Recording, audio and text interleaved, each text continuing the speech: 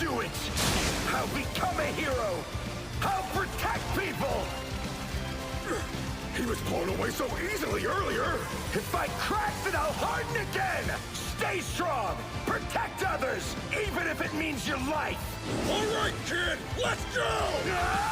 Hello everybody, Megazard here. I'm back at it again to give y'all another very exciting and thrilling episode review over My Hero Academia. And this time I'm going to be reviewing episode 72, Red Riot. And if you haven't already watched my last week's episode review over episode 71 of My Hero Academia, you can go ahead and click that card in the corner, check that video out, and then come back and check this one though. But man, oh crap. Alright, so this episode, at first I can't lie about it, but I almost felt a little bit mixed during one part of the episode, and I'll talk about it when I get deeper down into my review though. But I was easily swayed throughout the way how they showed all the different sequences of events and the way how they played it out, and it so beautifully kind of matched with what was going on with the scenarios of the past and how it was able to tie into the current moments that are going on in the present, and it just mixed so well. And I was like, oh shoot, you know what, this was a very good work of art. And I will have to say, for all you Kirishima fans out there, man, this episode, oh shoot, if you thought the episode from like 4 weeks ago was really good, oh man, then you're in for a treat for this one though. But man, there's a lot I gotta say about this episode as a whole though. So without any further ado, let's go ahead and dive straight up into this episode review of My Hero Academia.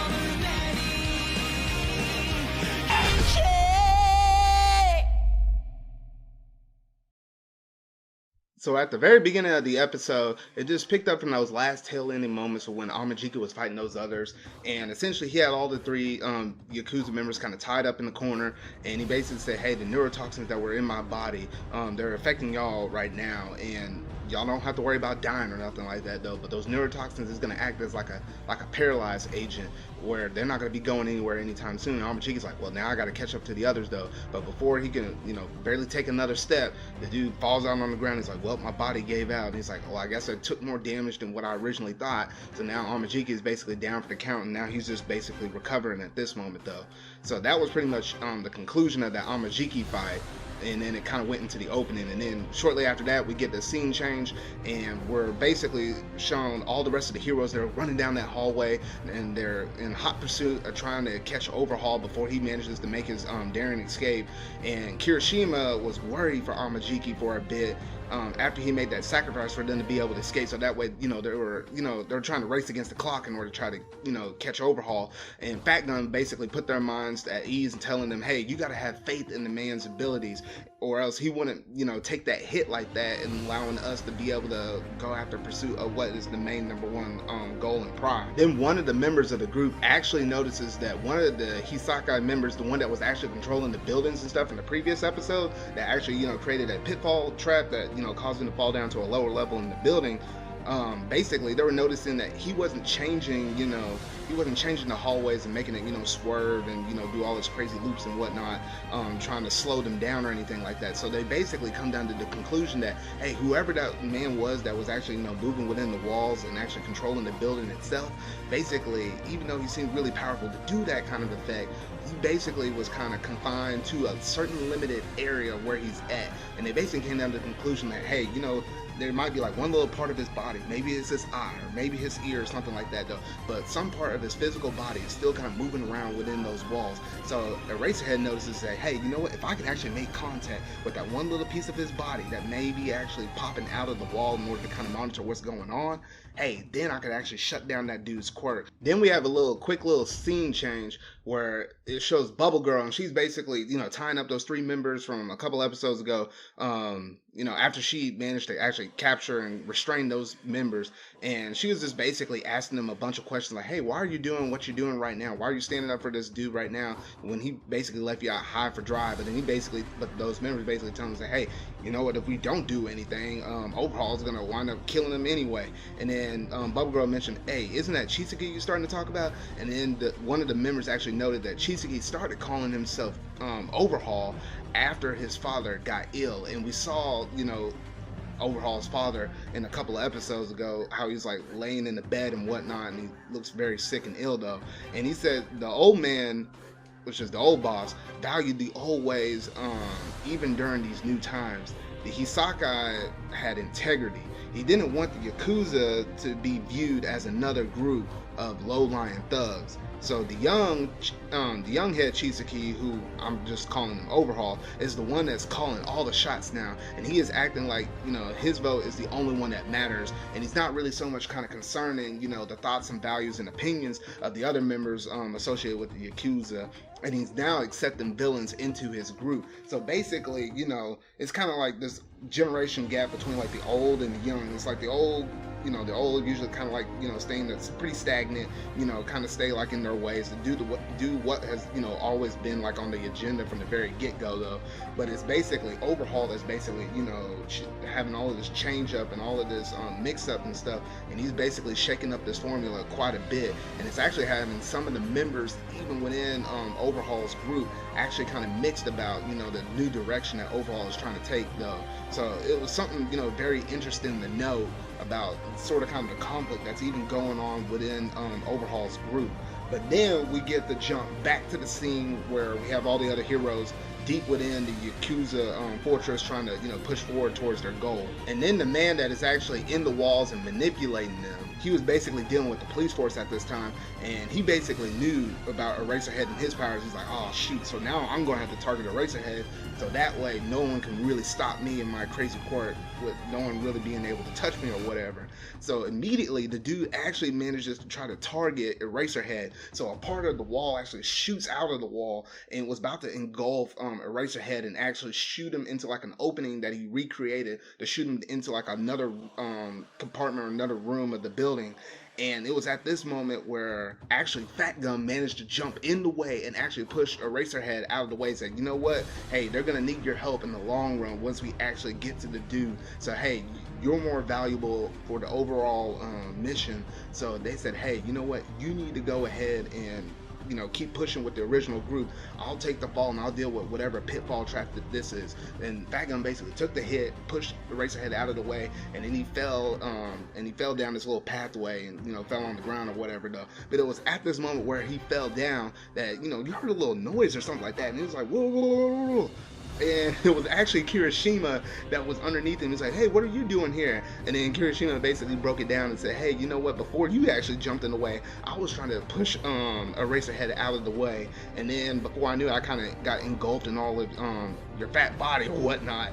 And he basically rolled down here with him though. So he's like, oh well there ain't much that we can basically do at this point though. And then they met another Yakuza member called Rappa, and he arrived, and this dude didn't even hesitate to start blowing punches. He took that big old massive hand of his with that big old massive fist and just nearly just knocked the living knights out of Kirishima, knocked the dude's block off, and nearly knocked him into the middle of next week. Even with his hardening quirk up to his max, it sent him flying, and he got slammed up against the back of the wall. And then he launched several dozen punches against Fatgum, and Fatgum was just, taking all those blows like that, and then he barely, inched him back or whatever though. But then that just really goes to the point to emphasize and just stressing, the strength of what could be a pro hero and the strength of what is a UA student that's still trying to, grow and trying to learn things or trying to become a future pro hero though.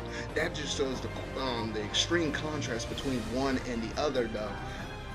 And Kirishima wasn't lucky with his hardening quirk because he took a very serious hit, because this dude with one punch, just one single punch, literally ripped off most of Kirishima's hardening quirk, where you started to get to see it looked bad. Like that dude looked, seriously banged up. I never seen Kirishima look that bad before. Not even whenever he was fighting within like a few episodes ago against that dude with the crazy blades. Man, I never seen Kirishima look that bad, especially from just one punch. That was just crazy. And Rappa, unfortunately, he was not alone. He was basically the offense, while Tengai was basically the defense. Because the other dude basically popped up a shield right as soon as Fatgum was about to try to punch Rappa back. And basically you got this this whole battle between the spear and the shield, and one playing heavy offense and one playing heavy defense, and essentially Overhaul's paired these two up wisely, because he was thinking, what, if someone with this much offensive power and this much defensive power, they should not be able to be defeated. So basically, Fatgum and Kirishima were fighting an uphill battle, because both of them, with their characteristics, they both pretty much play a really strong defensive game, and they're not super flashy with their offense. At least we didn't think that was the case with Fatgum though, but I will get to that moment towards the very end of this episode though, but stay tuned though. But anyway, it was at this moment where Kirishima was literally broken down. He was like, dang, I'm in such a broke down, tore down state. There can't be possibly anything else I can do in order to help Fatgum. Because essentially Fatgum was like, you know what? It came down to the point where, this is going to be a battle of endurance. Either you're going to get tired of blowing all these punches against me, or my body's going to give out and I'm just going to basically be broken, and you're going to wind up killing me like this though. So let's see, who lasts longer. And essentially Fatgum was putting himself in between Rappa and Kirishima. So matter of fact that Fatgum was taking these many blows for Kirishima, and we saw the damage that was done with against Kirishima, and thanks to Fatgum's fat absorption, he was able to negate most of the damage though. But however, as each ongoing blow is going on in this fight, it is wearing down Fatgum, and then it just really broke the will of Kirishima, and he basically almost at this moment lost the will to fight. And it was at this point where we get to see a flashback episode, or a flashback moment. And this is the point in the episode where I almost thought that this was almost out of place, because normally with flashbacks, I'm not really like a big fan of flashbacks. You have to do them in such the right manner to where they feel super impactful and stuff. So as a matter of fact, we went, out of action and rewinded, to a fairly decent amount of time ago. It just kind of felt out of place, but I was actually wrong about that whole entire thing though. But I will talk about it as I'm about to break down this this backstory though. So anyway, there's a flashback scene, and it takes us back to a time that before Kirishima actually joined UA. So he was basically in a different school before he actually applied to and got accepted into UA. And there was a person that was actually getting bullied, and it was some kind of dude that basically was able to basically turn leaves into money though. So these dudes were just bothering him and saying, hey, you know what, turn these leads into some money. Hey, we're running low on funds or whatever though. But then Kirishima manages to jump up in there and say, hey, you know what, leave this dude alone. And he tries to use his hardened court, but this is before he kind of perfected it or whatever though. So they just took like a big old boulder and just chunked it at him, and that was it for Kirishima though. And he basically, he was disappointed and whatnot though, and he had a couple other dudes come out of the bush and say, hey, you know what, don't sweat it, man. And you know what, Kirishima was like, no. There's basically a hero I look up to called Crimson Riot, and you know what, he said that's something that that he would do. Matter of fact, that he basically stands up for anybody. So I was trying to do something in the same similar manner though. But essentially, he was about to find a way, to run after the dudes and try to let them, or get, tell them to back off of that other dude though. But all of a sudden Mina just shows up out of nowhere, and she starts scolding them and starts doing some other stuff, doing some weird things. I don't know how in the world they just started to get down to like break dancing on the scene or whatever though. But she basically negated the whole entire situation, and it seemed like everybody was like walking away as friends or whatever though. So she basically took what was a really bad situation and completely literally turned it upside down though. So it was really nice to kind of see Mina a little bit back in action like that, and was able to take a bad situation and actually turn it into a better good situation. So that was something pretty nice though.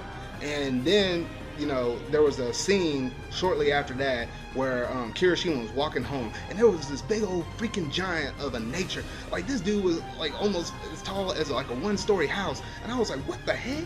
Like, this dude was just looking down at these little two little schoolgirls though. And then Kirishima was like, oh crap. And he's like, man, there ain't no heroes around. Like, man, why isn't there anybody around whenever where help is truly needed though. And then, he dropped his bag or whatnot, and he was like, you know what, I'm gonna have to do something. But then he froze.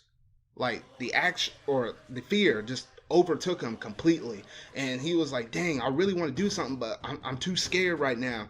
And he's like, crap. And then the dude was essentially asking, where's the hero agency at?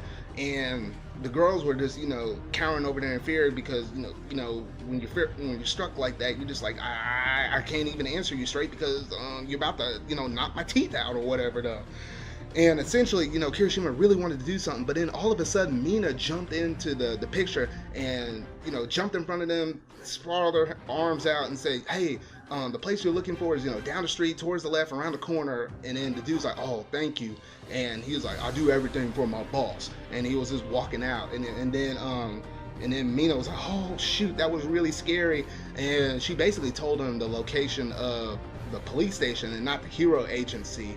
And then they said, hey, let's grab our bags and let's get out of here before he comes back or anything like that. And it was at this moment where Kirishima hit a very low moment. He's like, dang, he's like, once again, I was not able to do anything. But yet somehow Mina, who isn't the flashiest hero or isn't the flashiest kind of person, because this was kind of before they kind of established they wanted to do some real good hero stuff, but even she was able to stand up against this big old dude, and yet Kirishima could not do anything about the situation.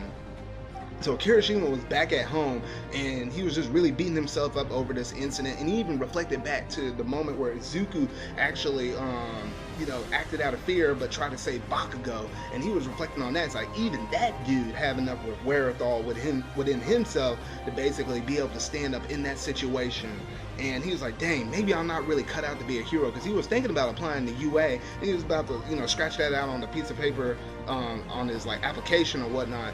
And he was started to seriously doubt himself about it. But then all of a sudden, as he got frustrated and threw something on the bookshelf, a little issue that he had from the hero agency opened up, and then he basically played a little video of a little interview with the Crimson Riot, and it started playing. And this is the hero that Kirishima really looked up to, and he basically talked about the issues with fear that he basically faces. And he said no hero, or at least no good hero that's super honest, is never afraid of dying during certain moments, whenever they're going through certain missions or certain operations or trying to save other people or facing natural disasters or anything else of that nature. No, heroes are usually always scared, but it's during those moments where, hey, you're going to face some adversity in some way, shape, or form. But it's the matter of fact of how you handle it. Are you going to be able to find something that can push you beyond your fear?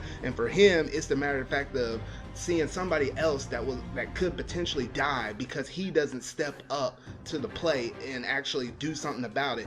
It's that one little bit of fear of a human civilian dying right before his eyes. That's the thing that pushes him forward. And that was one mistake he made in the past, but that's the thing he uses to help push himself further and accomplish the things that he wants to accomplish, and to be an overall really good, well-rounded hero. And it was at this moment that really motivated and re-sparked and rekindled Kirishima's flame to become stronger. You saw him working out, you saw him training a whole lot more, and started to get a whole lot stronger, and he even changed his appearance. So, throughout this whole entire flashback, Kirishima actually naturally had black hair though, but right before he went to UA, he did a complete makeover with himself, and that's why his hair is actually dyed red, and why part of his hero name is actually inspired based upon this hero that he actually looked up to. So that was really cool in itself, and it was at this moment where Kirishima manages to pull himself back together, and it brings him back to the current moment where all of this crap is going down. So meanwhile, while all this time, Fatgum was basically taking multiple hits from Tengai, but with each blow, his fat protects them, and basically his fat is being trimmed away slowly. But in exchange, his potential offensive power keeps growing due to the stored up energy. So for a moment, if you just think about a rubber band for a second, as you stretch a rubber band, usually it's kind of loose, kind of wobbly, it can take some hits, you can easily bend or whatever though, but it usually doesn't break. But whenever you pull a rubber band and you stretch it further and further and further, there's a point where if you stretch it much further, it's going to completely break. That is Fatgum. He's almost on his breaking point. However, with a rubber band, when you stretch it that far out and then you release it right before it could potentially break on itself, it takes all of that potential stored up elastic energy, and whatever it hits it with quite a bit of force, and if you hit it against your hand, it really stings. And that's the moment that Fatgum was essentially waiting for. So he almost had his power ready, but there was just a little bit more time he needed in order to kind of convert that energy right before that critical moment where he could take a good opening and unleash all that power. However, during the midst of all of this, Kirishima manages to jump back into action, and he puts himself in between Fatgum and Tengai, and he starts taking all those hits from Tengai. And Tengai's like, what? One of my punches earlier just took you out, and you were almost down for the count, and now you're back for more? And it was in this moment where Kirishima was really motivated, tying together the events of the past and relating it to the moments now, because he knew he was not going to try to do this. He knew he wasn't going to go back to being his old self. And in the words of Kirishima, he said, "Red, I will not regret anything, now or ever again.